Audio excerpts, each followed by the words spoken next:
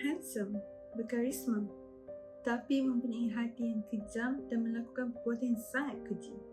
Pembunuhan yang dilakukan bukanlah atas sebab keganasan ataupun nafsu, tapi disebabkan possession. Tunggu apa lagi? Jom start.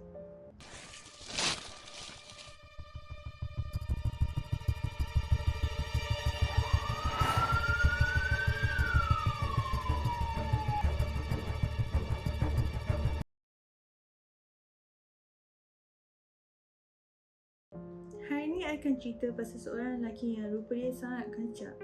Dia dikenali sebagai Ted Bundy. Ted Bundy ni seorang perogol, pembunuh bersiri dan nekrofilia.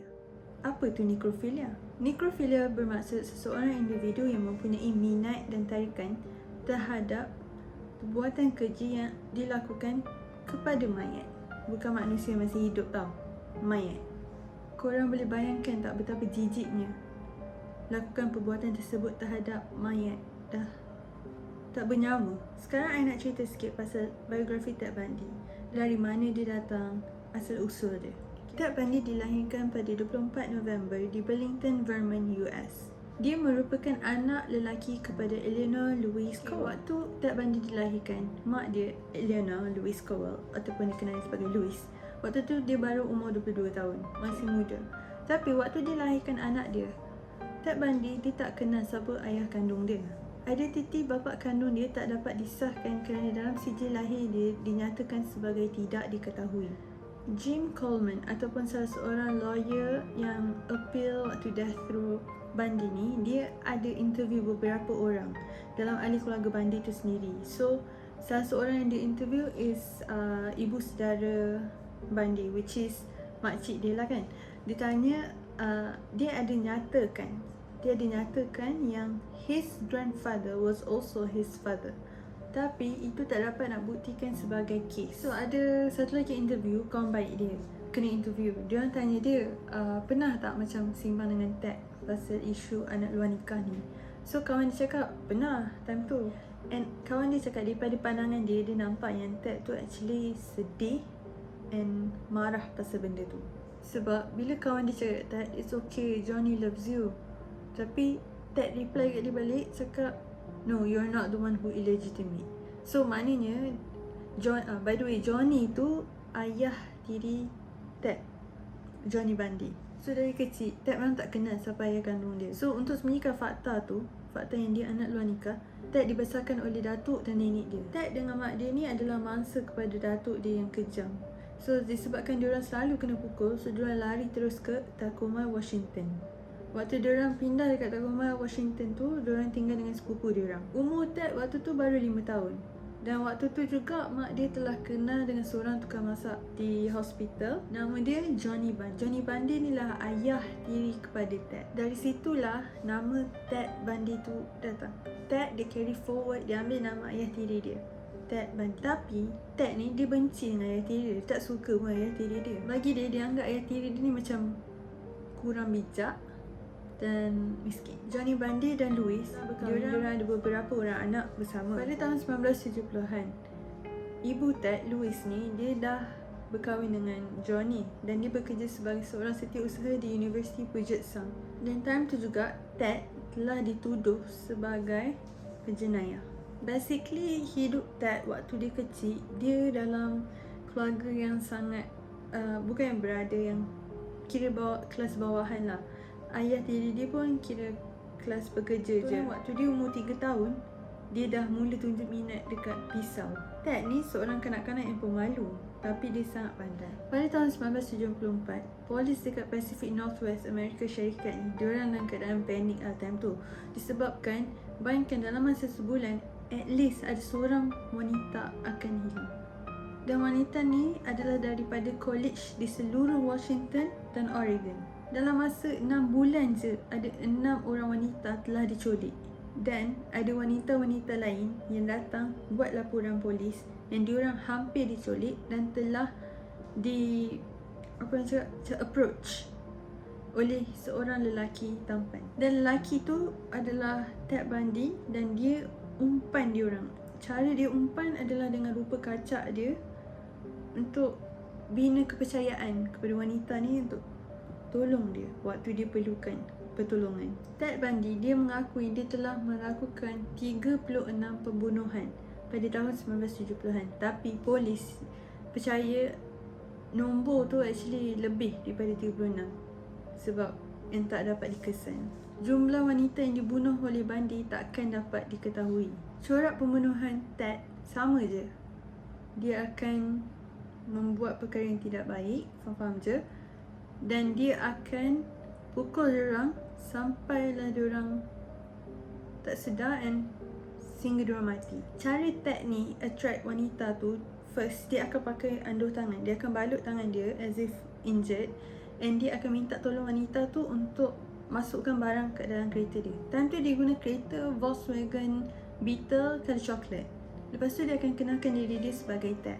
Lepas keterangan polis dah didedahkan dekat orang ramai, ada 4 orang kontak polis dan bagi tahu yang diorang kenal pasti lelaki tu sebagai Ted. 4 orang tu adalah ex-girlfriend dia, Elizabeth, kawan baik dia,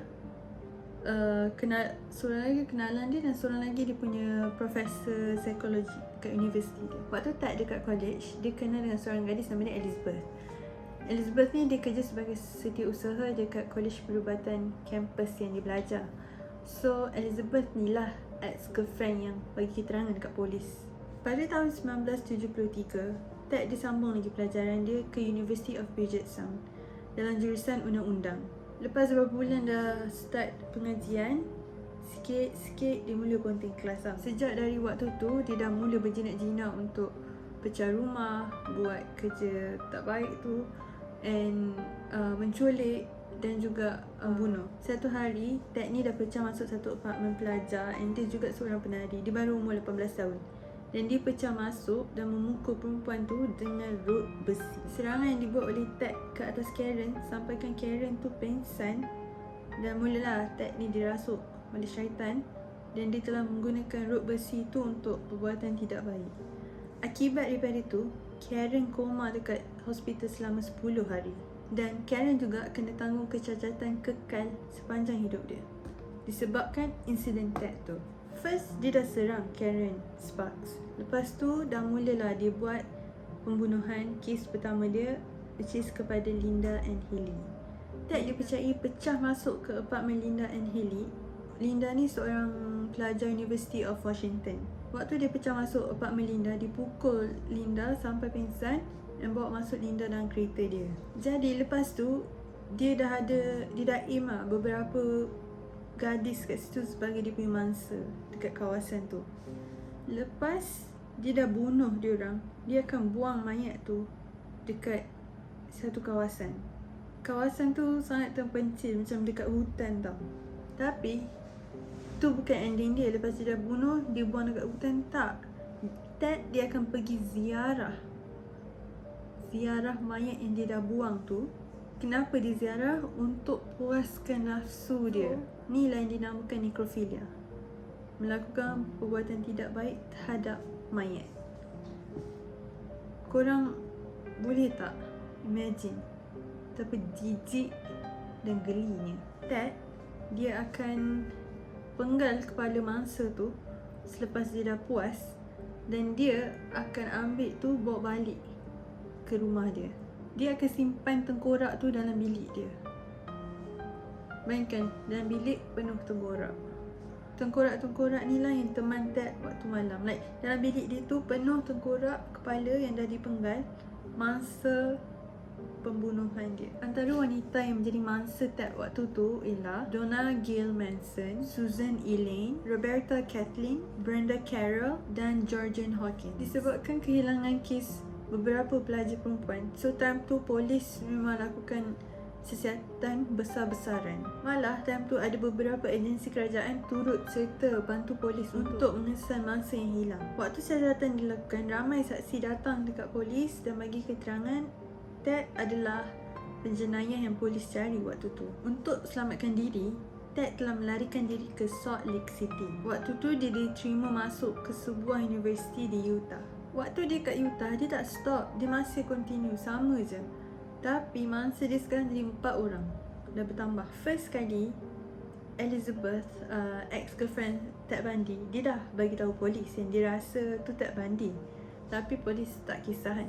So, kali kedua lepas 4 orang wanita dekat Utah tu dah dibunuh, untuk kali kedua, ex-girlfriend Ted, Elizabeth, terus call polis bagi tahu dan dia confirm itu adalah Ted Bundy, and dia percaya yang Ted Bundy ni manusia bertopengkan syaitan. Tapi polis dia tak kisah apa yang Elizabeth cakapkan tu.